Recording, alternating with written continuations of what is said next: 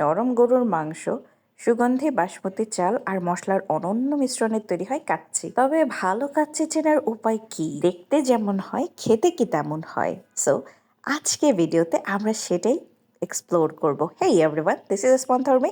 Welcome to my Kacchi Darbar blog. যেহেতু কাচ্চি আমাদের সবারই কম বেশি পছন্দ, সো আজকে চলে গিয়েছিলাম কাচ্চি দরবারে। তার আগে আপু চশমা বানাতে যাই, যেহেতু ওর চোখের পাওয়ার অ্যাডজাস্ট হচ্ছিল না। তো চশমা টশমা বানানো শেষ করে আমরা চলে যাই মিরপুর 1-এর এখানে, এক্স্যাক্ট মিরপুর নিউ মার্কেটের উল্টা পাশে কাচ্চি দরবার আছে, সেটাতে লিফটে। মানুষ খুব আহামরি ছিল না, মাত্র 3টা টেবিলেই মানুষ ছিল। আর যেহেতু যথেষ্ট একটু লাইটিং করা, আমি আর সাইশান মজা করে সেলফি তুলছিলাম। এর ফাঁকে আমাদের কাচ্চি চলে আসে। ওদের কাচ্চির সার্ভিসিং ভালো না, এটা দেয় তো ওটা দেয় না, ওটা দেয় তো এটা দেয় না। 1:1 যেটা, এটা দিয়ে দুইজনের খুব ভালো মতো হয়ে যাবে, যথেষ্ট পরিমাণে ছিল।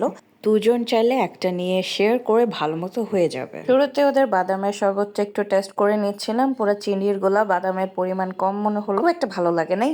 এরপরে ফার্স্ট বাইট মুখে দেওয়াতে মেজাজটা খারাপ হয়ে যায়, বিকজ এত ঠান্ডা কাচ্চি। কাচ্চি খাবেই মানুষ, গরম গরম ধোয়া ওঠা, মুখ যেন পুড়ে যায়। অ্যাটলিস্ট গরম তো হওয়া উচিত। ফার্স্টে মুখে দিয়েই দেখি একদম ঠান্ডা কাচ্চি, মেজাজটা খুবই খারাপ হয়ে যায়।